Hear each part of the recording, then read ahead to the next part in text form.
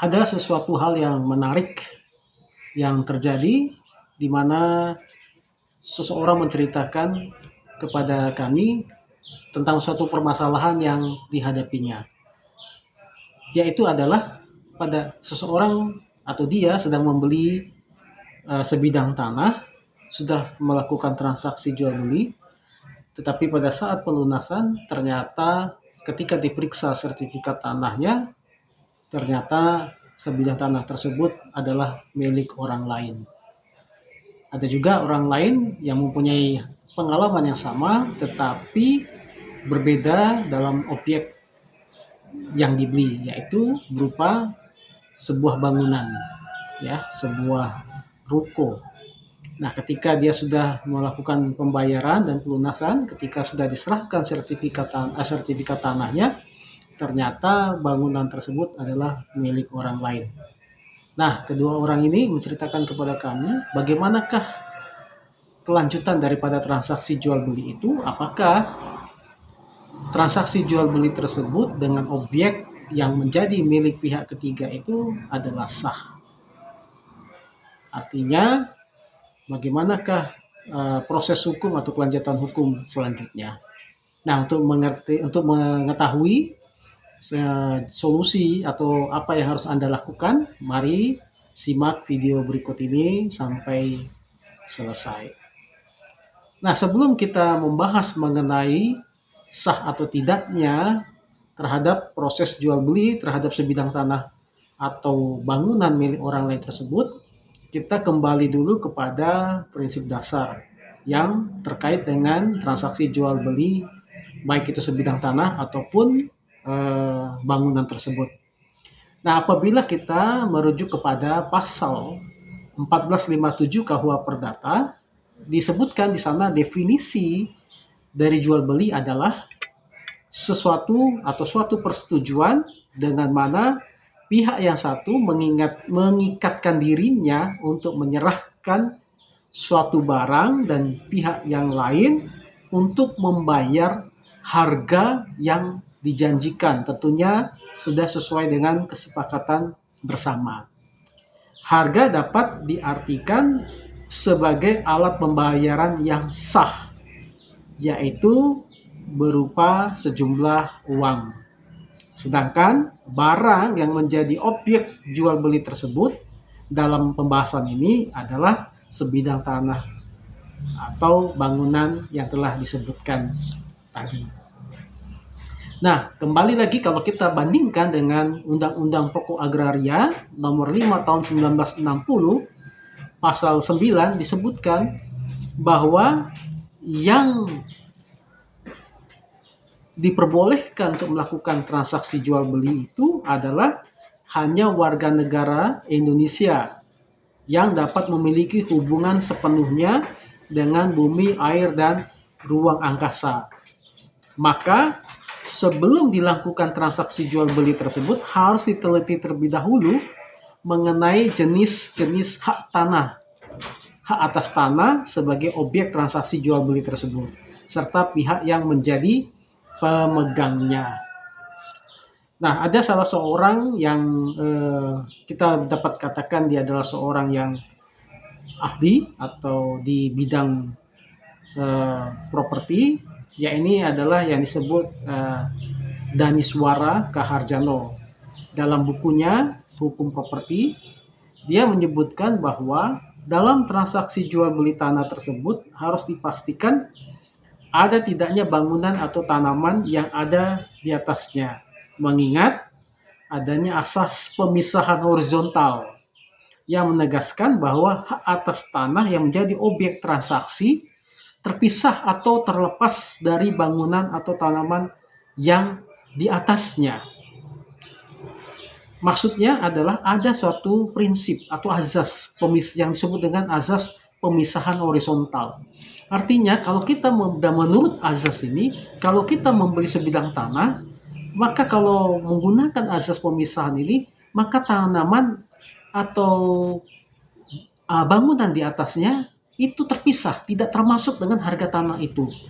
Oleh karena itu, bila mana saudara melakukan transaksi jual beli sebidang tanah, saudara juga harus menyatakan bahwa harga yang telah ditentukan itu sudah termasuk segala sesuatu yang ada di atasnya, baik apakah itu tanaman ataupun bangunannya.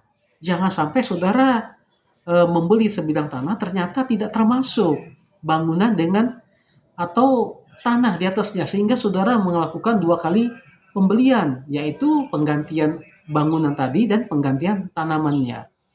Nah, sehingga berdasarkan azas ini, kepemilikan atas tanah tidak dengan sendirinya membawa kepemilikan atas bangunan atau tanaman yang ada di atas bidang tanah tersebut. Tetapi kalau kita menggunakan KUA Perdata tadi, maka di dalam KUA Perdata tidak mengenal adanya azas pemisahan horizontal. Sehingga banyak orang menganggap bahwa dalam transaksi jual beli atas tanah biasanya sudah termasuk suatu benda yang tertancap di atas bidang tanah itu, atau suatu bangunan yang sudah didirikan di atasnya merupakan suatu kesatuan yang tidak terpisahkan. Nah, jadi saudara-saudara harus memahami azas-azas ini supaya saudara tidak terjadi perselisihan di kemudian hari. Nah, jadi dalam jual beli tanah dan bangunan tersebut, terhadap tanah dan bangunan yang merupakan milik penjual, ia dapat memilih untuk menjual bangunan kepada pembeli sebagai suatu kesatuan dengan tanah atau tidak. Ya, jadi jangan sampai saudara membeli bangunan ternyata tanahnya juga tidak, atau membeli tanah bangunannya tidak. Nah, jadi mereka ada kejadian seperti itu. Orang membeli tanah ternyata di atasnya ada tanaman dan pemilik tanah itu meminta ganti rugi atas tanaman yang akan dibangun oleh pembeli menjadi bangunan. Nah, ini jadi si pembeli merasa, waduh, 2 kali bayar. Nah, jadi dia juga merasa agak menyesal begitu, karena tidak mengetahui dari awalnya. Nah, dalam hal ini untuk tanah yang telah memiliki sertifikat, maka hak atas tanahnya dan letak serta batas-batasnya dapat diketahui dengan pasti sebagaimana yang tercantum dalam surat ukur atau gambar situasi yang terdapat dalam sertifikat hak atas tanah tersebut. Nah, saudara sudah bisa melihat di sertifikat tanah itu, maka pada halaman kedua, ya, setelah halaman judul, terus di baliknya ada halaman, di judulnya adalah surat ukur atau gambar situasi. Nah, di situ disebutkan pemiliknya siapa dan ada batas-batasnya. Bukan halaman 2, saya ralat, halaman agak terakhir ya. Ada judulnya namanya surat ukur atau gambar situasi. Nah, di situ dijelaskan batas-batasnya, batas utara, selatan, timur, dan barat. Sehingga dengan adanya batas-batas tersebut, saudara dapat memahami berapa luas dan tanah itu posisinya ada di mana. Sedangkan untuk tanah yang kepemilikannya di atas didasarkan pada hukum adat, ya, masih tanah adat maksudnya. Nah, apabila tidak diketahui hak yang disandangnya, misalnya ada penjual menawarkan sebidang tanah kepada saudara, ternyata tanah tersebut adalah tanah milik adat, artinya milik keluarga besar dan masih diakui sebagai tanah adat, artinya tanah keluarga bersama yang diatur dengan hukum adat. Maka saudara harus dapat memastikan bahwa tanah yang akan dijual itu telah mendapatkan persetujuan dari semua pemangku adat setempat atau tokoh-tokoh adat atau keluarga besar dari pemilik tanah tersebut. Nah, apabila tidak mengetahuinya, maka dapat saudara meminta untuk mengetahui jenis tanah tersebut dari kantor desa atau kantor kelurahan tersebut. Biasanya mereka mengetahui riwayat tanah tersebut, miliknya atau tanah tersebut alas haknya apa, apakah tanah adat atau tanah perorangan atau tanah milik perusahaan. Atau saudara juga dapat bertanya atau memeriksanya dari kantor Badan Pertanahan Nasional, yaitu apakah sudah ada penegasan konversi dari tanah tersebut, dari tanah adat sudah menjadi tanah milik individu atau perorangan ataupun juga milik daripada perusahaan. Nah, setelah kita memahami prinsip-prinsip atau asas-asas dalam jual beli dan segala pernik-perniknya tadi dan kepemilikan tanah tersebut, maka selanjutnya adalah saudara harus juga memahami syarat-syarat jual beli atas tanah atau bangunan tersebut. Nah, apa saja syarat-syaratnya? Ini penting sekali supaya saudara-saudara tidak ada perselisihan di kemudian hari setelah transaksi jual beli itu selesai. Nah, perihal syarat perjanjian, ya, jadi ini menurut hukumnya syarat perjanjian yang berdasarkan hukum, jual beli tanah dan bangunan tersebut harus memenuhi sahnya perjanjian sebagaimana diatur dalam pasal 1320 KUH Perdata. Jadi syarat-syarat untuk sahnya suatu perjanjian, dalam hal ini perjanjian jual beli tanah dan bangunan, itu ada setidak-tidaknya 4 syarat menurut KUH Perdata pasal 1320. Yang pertama adalah sepakat mereka yang mengikatkan dirinya. Jadi ada kesepakatan. Nah, syarat kesepakatan ini artinya bahwa subjek hukum yang melakukan transaksi harus ada dan membuat kesepakatan antara pemilik dan calon pembeli tersebut.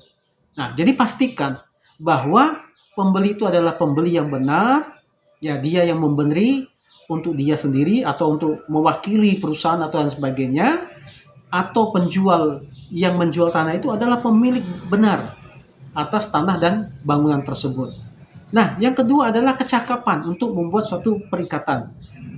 Syarat kecakapan ini artinya adalah bahwa pihak yang bertransaksi harus cakap dalam melakukan perbuatan hukum, yang mana kecakapan bertindak dalam hukum merupakan kemampuan seseorang membuat suatu perjanjian.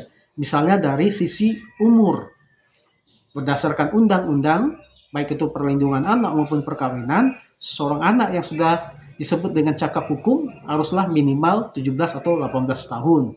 Bisa juga sehat jasmani dan rohani. Nah, dan sebagainya.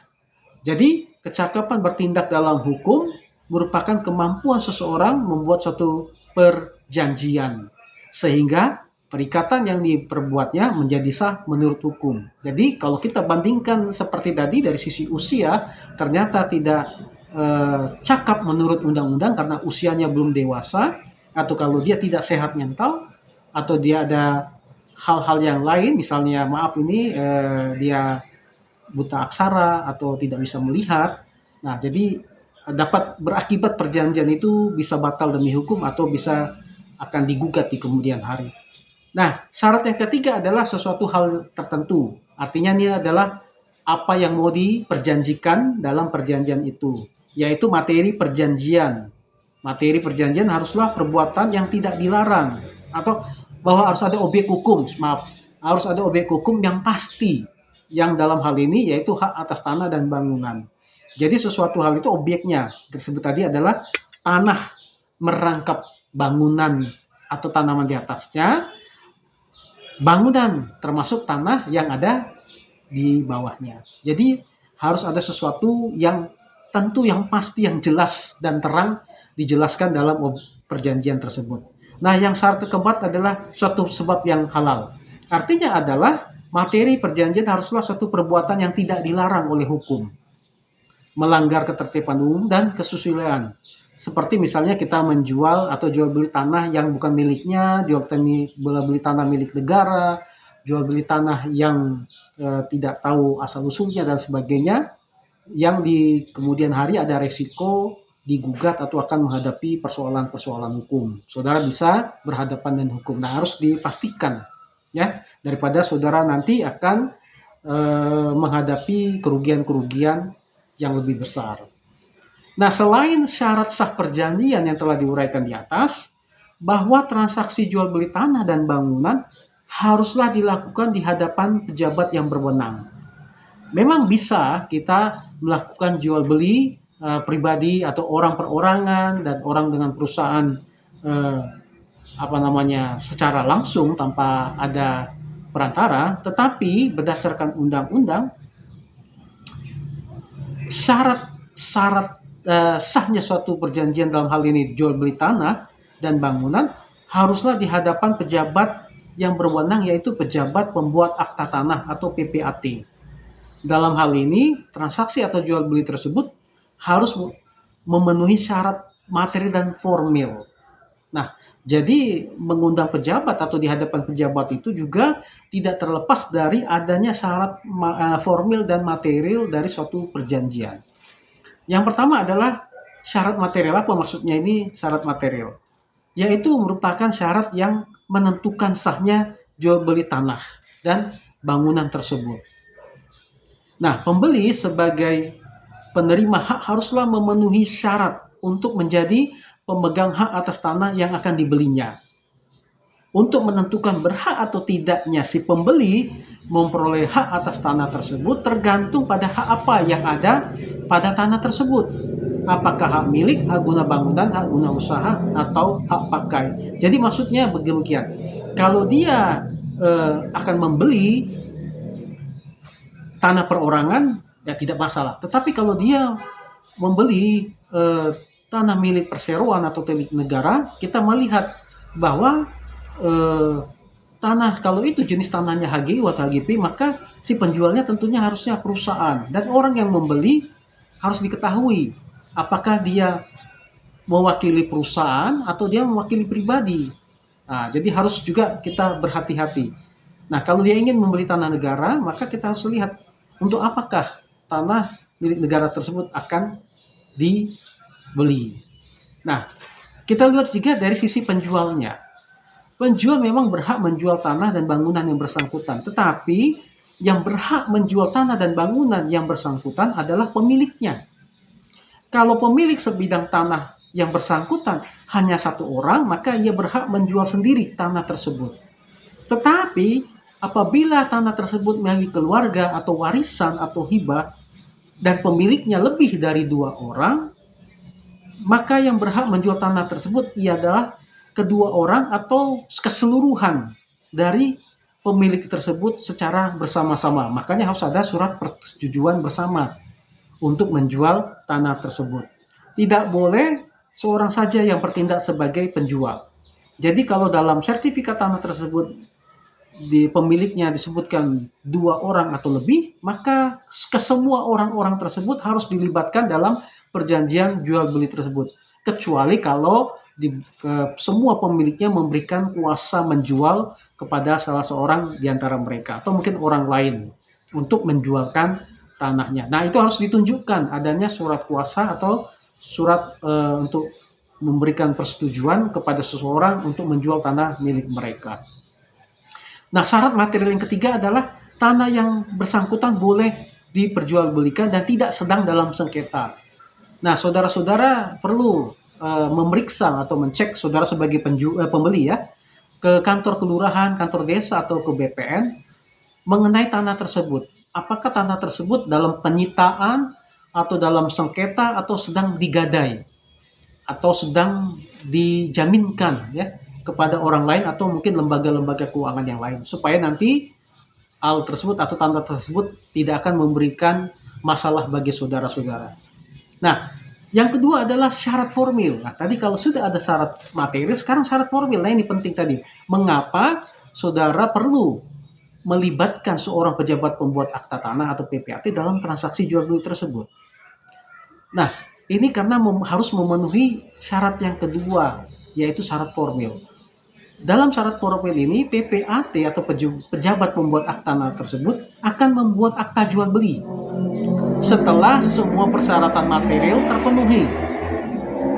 Nah, PPAT ini adalah pejabat umum yang diangkat oleh Kepala Badan Pertanahan Nasional atau Menteri Agraria dan Tata Ruang yang mempunyai kewenangan untuk membuat akta jual beli tanah. Ini khusus tanah dan bangunan. Jadi bukan notaris, berbeda. Ya, khusus untuk jual beli tanah dan bangunan dan ataupun hibah dan sebagainya, saudara-saudara membutuhkan seorang pejabat pembuat akta tanah atau PPAT. Jadi kalau saudara pergi ke notaris, lihat apakah notaris itu juga merangkap seorang pejabat pembuat akta tanah atau PPAT. Nah, jual beli yang dilakukan bila mana ya, jual beli ini tidak dilakukan di hadapan PPAT, maka menurut ketentuan pasal 5 Undang-Undang Pokok Agraria memang boleh sah. Karena syarat perjanjian itu adalah kesepakatan kedua belah pihak. Tetapi, namun untuk nanti bila mana saudara akan mengurus balik nama sertifikat atau mungkin saudara akan mengajukan permohonan hak atas tanah tersebut bila mana belum punya sertifikat, maka berdasarkan pasal 37 ayat 1 Peraturan Pemerintah Nomor 24 Tahun 1997 tentang pendaftaran tanah, maka untuk menunjukkan adanya suatu kepastian hukum dalam setiap peralihan hak atas tanah, maka setiap perjanjian tersebut atau yang bermaksud untuk mengalihkan hak atas tanah hanya dapat didaftarkan jika dibuktikan dengan akta yang dibuat oleh PPAT yang berwenang. Nah, jadi daripada saudara membuat 2 kali perjanjian jual beli tanah, memang bisa saja saudara antara saudara dengan orang lain, saudara sebagai penjual dengan berhadapan dengan orang lain, seorang perorangan juga dalam transaksi jual beli tanah, tetapi perjanjian jual beli tanah yang saudara sudah buat dengan pembeli itu harus juga diberikan kepada PPAT tersebut supaya draft dari perjanjian saudara yang sudah dipakati itu, yang sudah ditandatangani itu akan diperbaharui atau akan dialihkan, akan dibuat baru dalam suatu draft yang dibuat oleh akta jual beli tanah oleh PPAT tersebut, sehingga saudara mendapatkan sertifikat jual beli atau akta jual beli tanah dari PPAT. Nah, itulah yang dapat dipakai atau dokumen yang sah apabila saudara akan melakukan balik nama atau mungkin mengajukan permohonan atas hak tanah yang saudara sudah beli tersebut. Nah, selain itu dalam praktiknya, sebelum akta jual beli dibuat oleh para pihak wajib menyerahkan surat-surat yang diperlukan oleh PPAT. Maksudnya ada baiknya saudara melibatkan dari sejak awal seorang PPAT itu. Karena apa? Karena seorang PPAT itu sudah mengetahui syarat-syarat apakah, dokumen-dokumen apakah yang harus dipenuhi baik oleh penjual ataupun pembeli, sehingga kedua belah pihak nantinya akan merasa nyaman, aman, dan saudara tidak akan menghadapi permasalahan hukum di kemudian hari. Karena seorang PPAT dia akan melakukan pengecekan atas tanah atau bangunan tersebut. Apakah tanah tersebut itu memang betul milik penjual? Apakah tanah tersebut tidak sengketa, sedang tidak dijaminkan? Apakah betul tanah itu milik penjual atau milik orang lain sebagainya? Jadi kalau saudara sudah melibatkan PPAT sejak awal, maka dijamin bahwa ada kepastian hukum dalam jual beli itu, dan saudara juga ada kenyamanan dan keamanan. Karena tanah yang dibeli itu sudah clear and clean, artinya sudah bersih, sudah tidak ada permasalahan lagi. Nah, ini baiknya ya. Mari kita melihat misalnya adalah jika tanahnya sudah bersertifikat, sertifikat tanahnya yang asli dan tanda bukti biaya pendaftarannya. Nah, jadi kalau saudara melibatkan PPAT, maka PPAT itu akan mengecek apakah tanah tersebut sudah memiliki sertifikat. Kalau sudah, mana sertifikat aslinya? Nah, dia akan mengecek sertifikat asli itu ke BPN, apakah betul itu sertifikatnya asli ataukah memang betul nama yang ada di dalam sertifikat itu adalah pemilik yang benar, ataukah dia memang satu-satunya. Nah, ini keuntungannya kita melibatkan PPAT. Nah, yang kedua misalnya, jika tanahnya belum bersertifikat, maka dibutuhkan surat keterangan bahwa tanah tersebut belum bersertifikat. Surat-surat tanah yang ada yang memerlukan penguatan oleh kepala desa atau camat, yang dilengkapi dengan surat-surat yang membuktikan identitas penjual dan pembelinya yang diperlukan untuk pensertifikatan tanahnya setelah selesai jual beli tanah.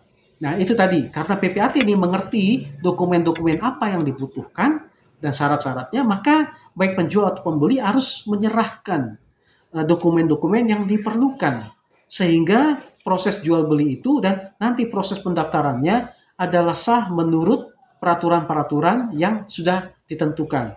Sehingga sekali lagi ya, saudara-saudara tidak akan menghadapi ada persoalan-persoalan di kemudian hari. Nah, yang ketiga, PPAT juga akan melakukan pemeriksaan terhadap status pemilikan seperti yang saya sebutkan tadi ya, status kepemilikan sertifikatnya, dan akan memeriksa keaslian sertifikat tersebut. Nah, jangan sampai itu aspal ya, asli tapi palsu. Memang bentuknya seperti asli tapi ternyata itu palsu, bukan sertifikat tanah yang dikeluarkan oleh BPN. Nah, terus kemudian penjual juga harus membayar pajak penghasilan ya atau PPh, sedangkan pembeli diharuskan membayar bea perolehan hak atas tanah dan bangunan atau BPHTB.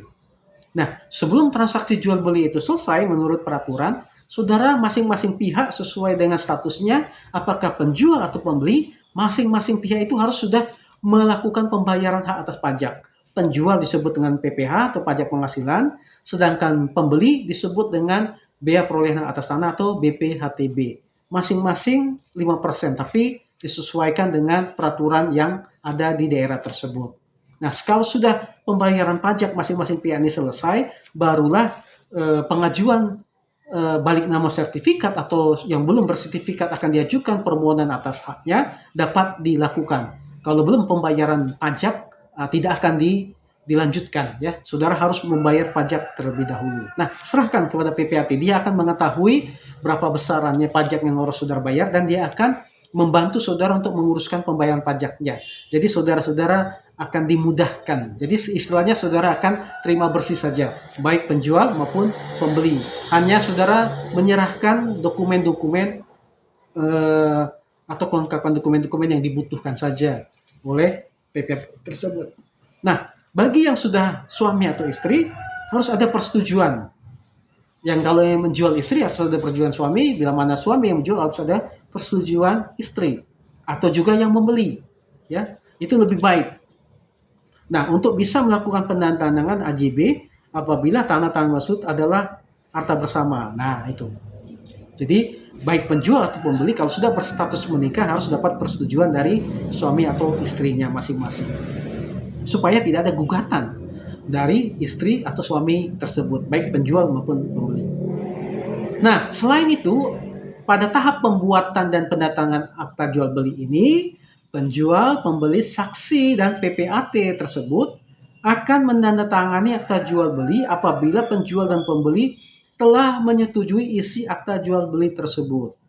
Nah, jadi kalau sudah dokumen-dokumennya telah dilengkapi, si pejabat pembuat akta tanah tersebut sudah membuat draftnya, lalu draft itu akan diserahkan kepada masing-masing penjual dan pembeli untuk dibaca, diteliti, dan dimengerti apakah sesuai dengan keinginannya baik penjual ataupun pembeli. Nah, kedua masing-masing baik penjual ataupun pembeli ini akan dirumuskan kembali, akan didraft ulang oleh PAT, lalu akan difinalkan kepada kedua belah pihak. Nah, apabila penjual dan pembeli sudah setuju dengan draft akhir dari akta jual beli ini atau yang disebut dengan minutanya, nah maka sudah bisa dilakukan tanda tangan.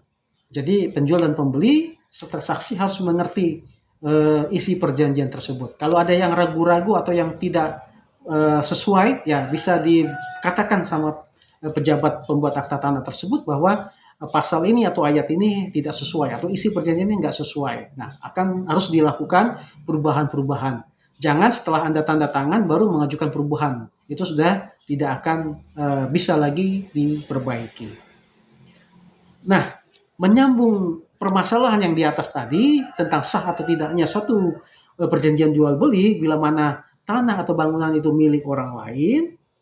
Nah, apabila terbukti bahwa bangunan yang ikut dijual merupakan milik pihak ketiga, maka salah satu syarat material tidak terpenuhi.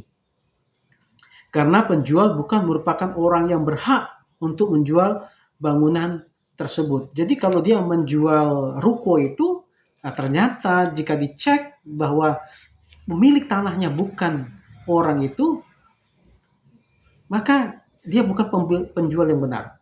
Ya. Walaupun saudara ingin membeli tanahnya, membeli bangunannya, tapi saudara perlu memeriksa akta sertifikat tanahnya.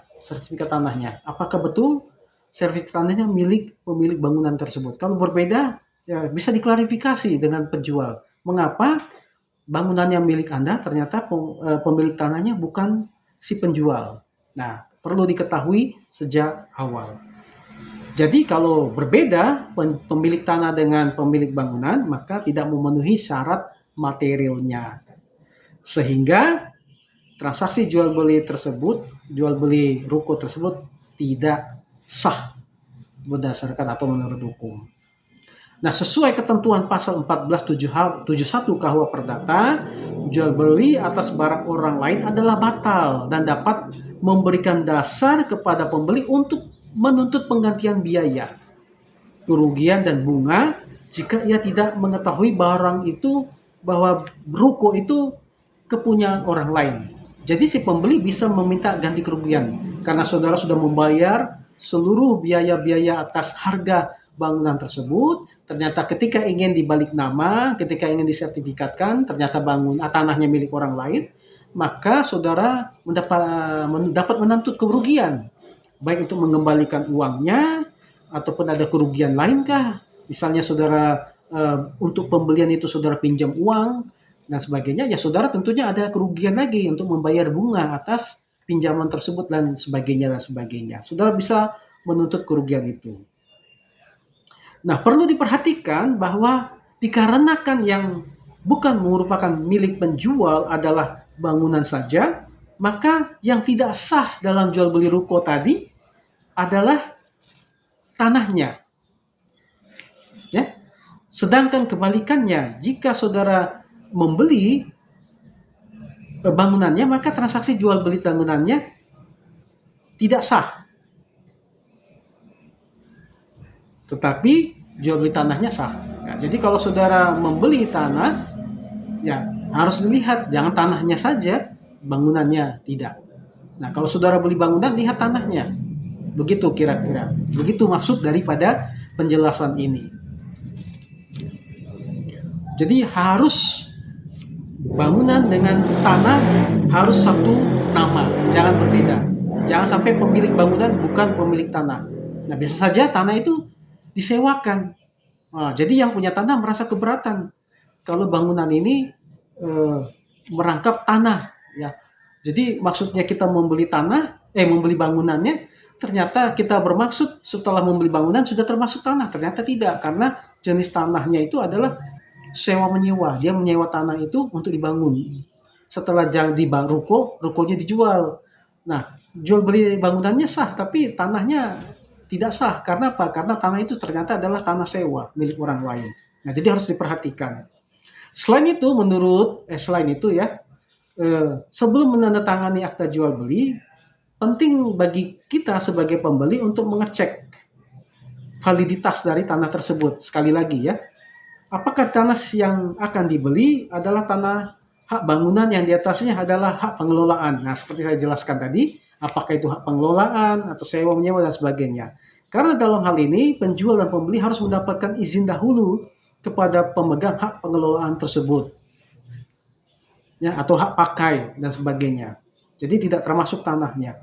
Perlu juga dipastikan apakah rumah atau bangunan yang akan dibeli pernah menjadi jaminan kredit. Nah, ya, jadi apakah bangunan ini pernah dijaminkan ke lembaga keuangan untuk mendapatkan pinjaman, ya, dan belum lunas. Apabila sudah lunas, diperiksa apakah ada surat persetujuan untuk melakukan penghapusan hak tanggungan atau roya. Nah, harus diperiksa dokumen-dokumen ini.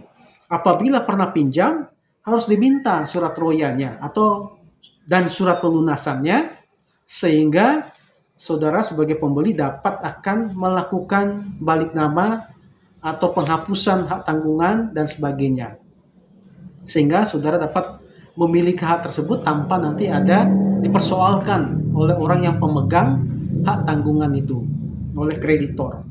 Nah, bagaimana jika semua tahapan atas semua syarat material dan formil itu sudah dipenuhi, tetapi bagaimana nanti seperti tadi terjadi kesalahan.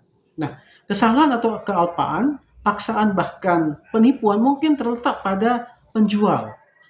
Mungkin juga mungkin bekerja sama dengan oknum PPAT tersebut, sehingga saudara merasa sebagai pembeli dirugikan atas tidak adanya kejelasan, transparansi, ya, kebenaran dari kepemilikan hak atas tanah tersebut. Artinya penjual atau oknum itu memberikan atau membuat keterangan data yang tidak benar pada saat pembuatan akta jual beli. Nah, akan tetapi apabila belum melakukan pengecekan data ke BPN sesuai sertifikat atas hak tanah yang bersangkutan, sebaiknya dilakukan terlebih dahulu untuk menyesuaikan data sebagaimana yang sudah disebutkan di atas. Nah, jadi harus diverifikasi dan divalidasi. Kalau masih nama orang lain, diverifikasi. Kenapa masih mendapat nama orang lain? Kenapa bangunan ini milik orang lain sedangkan tanahnya milik penjual? Nah, harus diverifikasi dan divalidasi ke keterangan-keterangan tersebut.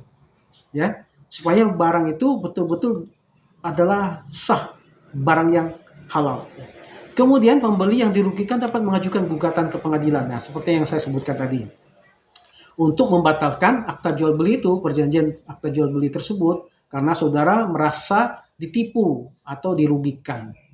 Artinya dalam bahasanya adalah terbukti ada cacat hukum atau tidak terpenuhinya syarat material. Nah, sekaligus saudara dalam gugatan itu menuntut ganti rugi. Nah, inilah sekilas untuk menjawab keresahan atau kebingungan persoalan yang dihadapi oleh dua orang yang melakukan pertanyaan kepada kami atau semacam curhat bahwa mereka sudah membeli sebidang tanah dan sebuah ruko, tetapi ternyata tanah itu bukan milik dia pribadi, atau juga ruko itu ternyata bukan pemilik tanah sekaligus, jadi dia menghadapi kebingungan mau bagaimana. Nah, semoga dengan penjelasan yang telah disebutkan ini, saudara dapat sebagai pembeli mendapatkan kejelasan, dan tentunya saudara bisa melakukan hati-hati bila mana belum selesai untuk melakukan pelunasan. Nah, saudara kembali mereview ke dokumen-dokumen yang diserahkan oleh penjual. Nah, juga ditanyakan kepada PPAT mengenai kelengkapan dokumennya, sah atau tidak sah, apakah benar keterangannya, sehingga pada saat nanti sudah ada dilakukan pelunasan dan nanti akan ada proses sertifikasi baik balik nama maupun permohonan hak, nah, saudara-saudara tidak akan mengalami kendala. Nah, demikian penjelasan singkat dari kami. Semoga penjelasan kami mengenai persoalan-persoalan yang dihadapi oleh para pembeli tanah dan bangunan dalam praktiknya sehari-hari tidak mengalami kebingungan, apalagi mengalami kerugian. Terima kasih.